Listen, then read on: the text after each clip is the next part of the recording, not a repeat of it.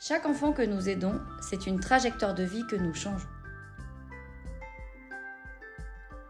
Le réseau Naître et Devenir s'appuie sur plus de 50 médecins de ville engagés dans le suivi des enfants nés prématurément ou présentant certaines pathologies. Aurélie Pion, directrice du réseau grenoblois Naître et Devenir, dédié au suivi des enfants vulnérables ou ayant eu des difficultés à la naissance. En France, un bébé naît prématuré toutes les 8 minutes, ce qui représente environ 60 000 bébés par an. Notre réseau est un réseau de prévention, de dépistage et de diagnostic qui a été créé en 2006. Notre réseau est intégralement financé par l'ARS et est rattaché à la MRSI, la Maison Ressources Santé en Isère, qui est un groupement de coopération sanitaire qui en assure sa gestion financière et administrative. Nous travaillons également en étroite collaboration avec le RPI, le réseau périnatal Alpes-Isère, qui rassemble les acteurs de la périnatalité du Sud-Isère et qui coordonne la prise en charge des femmes enceintes, des mères et de leurs bébés. 3 établissements incluent les enfants dans le réseau Naître et Devenir. Le centre hospitalier universitaire Grenoble-Alpes, le centre hospitalier de Voiron et la clinique Beldon à Saint-Martin-d'Air.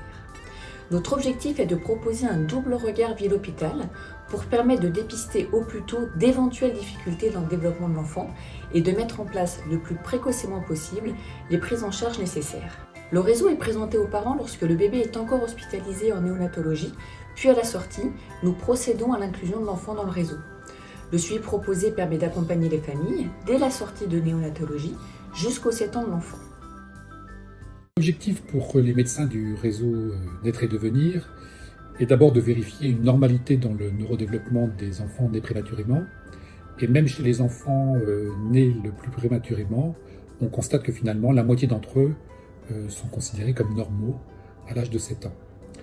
Ensuite, ce que l'on peut dire concernant le repérage des difficultés, voire même de ce mot qui fait peut-être un peu peur de séquelles, les séquelles majeures ont considérablement diminué depuis maintenant plusieurs décennies, enfin en tout cas les 2 dernières décennies, avec des complications sévères qui ne sont que dans 3 à 4% des cas.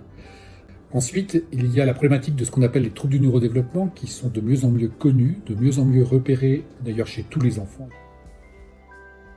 Ce qui fait que nous avons toute une équipe multidisciplinaire pour les repérer le plus précocement possible afin qu'ils ne gênent pas l'apprentissage scolaire et l'intégration des enfants dans leur propre famille.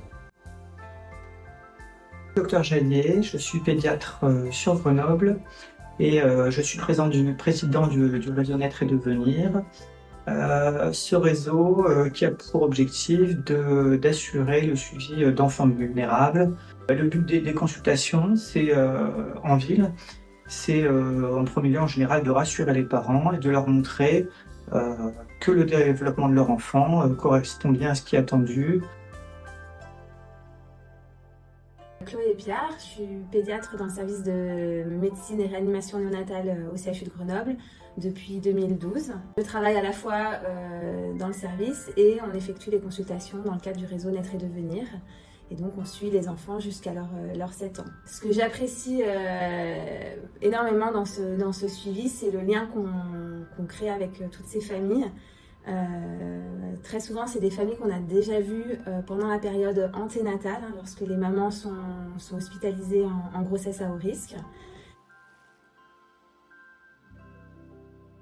Lorsqu'on les revoit en consultation, c'est un autre contexte. Les enfants ont pu rentrer à la maison et on est là à la fois pour reparler de ce qui s'est passé pendant l'hospitalisation et puis après pour assurer le suivi. Ce sont des consultations qu'on fait ici à l'hôpital, des consultations qui sont relativement longues, où on prend le temps vraiment de discuter avec la famille, avec l'enfant et on voit vraiment l'enfant dans sa globalité. Donc ça peut être des problématiques au niveau du sommeil, au niveau de l'alimentation, de la croissance. On dépiste un petit peu tout ce qui est troubles neurosensoriels.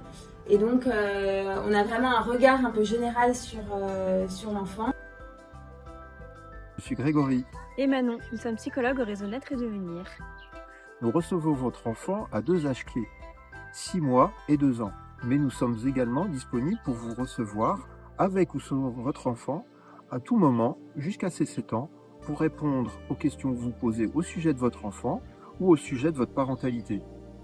À 6 mois, c'est d'abord l'occasion de faire connaissance. Nous pouvons revenir, si vous le souhaitez, sur l'expérience de la naissance et de l'hospitalisation de votre enfant. C'est aussi l'occasion de faire un premier point autour du bien-être de votre bébé.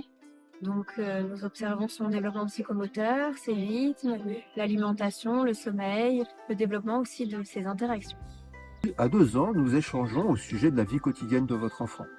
Nous proposons un baby test sous forme de jeu, de langage, des constructions, puzzles, dessins, jeux d'imitation ou de faire semblant, afin d'évaluer le développement de votre enfant avec ses points forts, mais éventuellement, peut-être, ses domaines à stimuler. La plupart du temps, nous constatons que les enfants vont bien. Nous sommes en lien avec vous, avec les pédiatres, avec les professionnels de santé, afin de proposer à votre enfant l'accompagnement le plus adapté possible. Je suis Mathilde Marquez, neuropsychologue au réseau Naître et Devenir depuis 2024. J'interviens sur demande médicale, donc c'est les médecins qui nous adressent des demandes directement au réseau qu'on va étudier avec du coup la directrice. L'idée c'est que je reçoive l'enfant en fait pour l'observer en fait en situation de test, en situation d'évaluation, ou même d'observer l'enfant à travers ses jeux, à travers des jeux libres, à travers des jeux dirigés aussi avec moi. L'idée c'est de répondre à une suspicion diagnostique. C'est à travers vous qu'on s'appuie aussi par rapport à toute notre expertise. Élodie, Florian, les parents de Liam et Gabriel, 2 jumeaux qui sont nés prématurément à 29 semaines plus 5.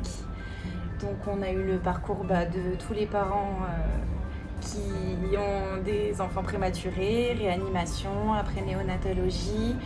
On a eu la chance de pouvoir rentrer dans le réseau Naître et Devenir. Donc grâce au réseau, on a pu avoir un pédiatre de ville formé et ça nous a énormément aidé dans tout le parcours.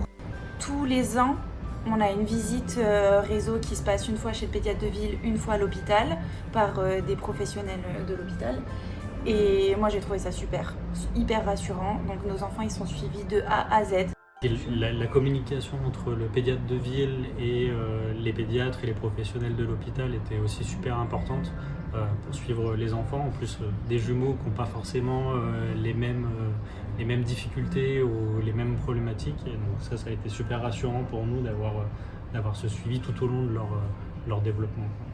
Le fait que l'accompagnement aille jusqu'aux 7 ans de l'enfant, ça a été super important et bénéfique pour nous. Parce que même si sur les premières années, il n'y a pas eu de problème particulier détecté, c'était surtout là pour nous rassurer. En tout cas, ça nous a vraiment rassurés sur cette période. Nous, nos garçons ont eu des petits soucis de développement détectés après. Et donc c'est vraiment important que cette période d'accompagnement, elle aille jusqu'aux 7 ans de l'enfant.